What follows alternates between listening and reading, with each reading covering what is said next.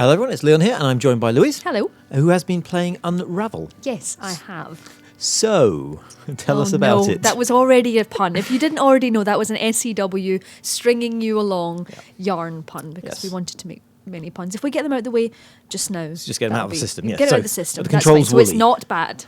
Yeah. With a K. Go. But yes, so I've been playing the first 2 levels of Unravel, which if you haven't already seen, somehow if you've been living under a pile of wool perhaps, you might not have seen that last year at E3, Martin Salin, Indie Head, came out on stage holding this lovely little red Apparently puppet. terrified, Terrified. shaking Apparently hands. I spoke to him and he said he was actually very excited rather than nervous, but you know, the eyes of the world upon him, announcing this lovely little wool character and this beautiful side-scrolling platformer, and instantly everyone went, oh, it's adorable, it's beautiful, it's lovely.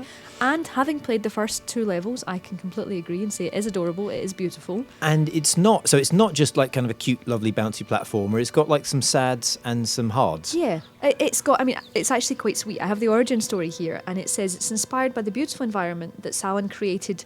He created it as a game about love and longing, where the bonds we have with one another are real physical bonds like strings of yarn, and where you play a character who's literally made of that stuff, which is really sweet, and it's really, really nice. I mean, the hub world that you're in, you're in the house of an old woman who is sad about, she's having memories and there's photographs and she's clearly missing her family, and Yarny wants to kind of mend that bond. Yeah. So you're going into different photographs, which are the different levels, and you're actually going to collect sort of little keepsakes in them. So it's got this lovely atmosphere, this lovely feeling. The music's by this nice little indie folk band from near where Coldwood are, and it's this lovely strings, and you're bouncing along, and it is a platformer, but it's not you just jump over these things. It actually has depth to it as well. Let's talk about these mechanics. I mean, he's in this old lady's house. He's literally trying to tie her life back together. Yes. But so the string is like a core part of the mechanics. It's like, explain a bit more about that. So Yarny is attached to wool, and as they walk along, as little Yarny walks along,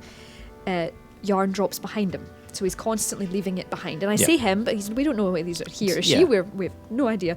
But goes along with this wool, getting skinnier and skinnier. And as you progress, you can run out of wool. So you need to pick up more. So that's one of the things of you can't carry on if you don't have enough wool. There's wool scattered around the levels. You need to be able to get to it. And in order to get to it, you can throw your wool lasso. You can pull yourself up to new areas. You can tie onto areas, and if you tie onto 2 different ones, you create a yarn bridge, which is nothing like Thor, and you bounce in the middle of the yarn bridge.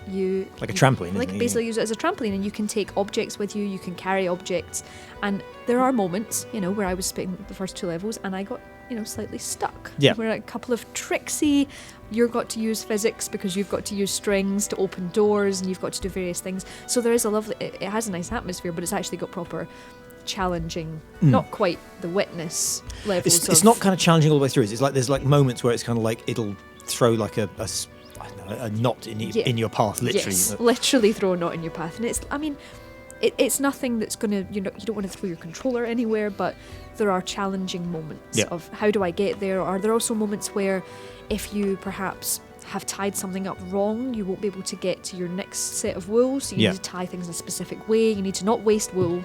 Yarny doesn't like you wasting wool. Which is a lesson for us all. That it is.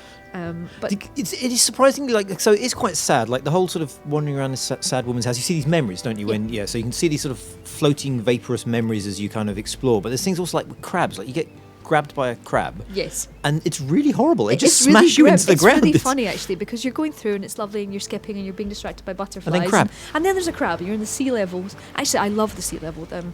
The sea level has this fantastic bit where it's obviously side-scrolling, but they're managing to do this lovely thing with 3D where the waves are rolling in. Yeah. So the waves it's roll it's into 2.5D, isn't it? It's 3D, really, but you only get like one plane. Yeah, I mean, it's lovely in the fact there's waves rolling in and you don't want to get waterlogged, because it's really sad when Yarn drowns. Yeah, it's just fine tradition of video game characters, he can't swim. It's just miserable. Well, he's made of wool. Yeah. I mean, he gets all waterlogged. You get a bit wet and you can get out, but if you stay in for any longer, it's a bit sad. Yeah. But no, it's just lovely, and for what I've played, I really thoroughly enjoyed it, and I've been looking forward to it. I've been thinking, oh, this looks really sweet, and I've just wanted to play with, but it's got far more to it. Yeah, there's more lovely lovely feelings to it as well. The music, the swinging, the sort of skipping along, even the way Yarny moves is just lovely. Yeah.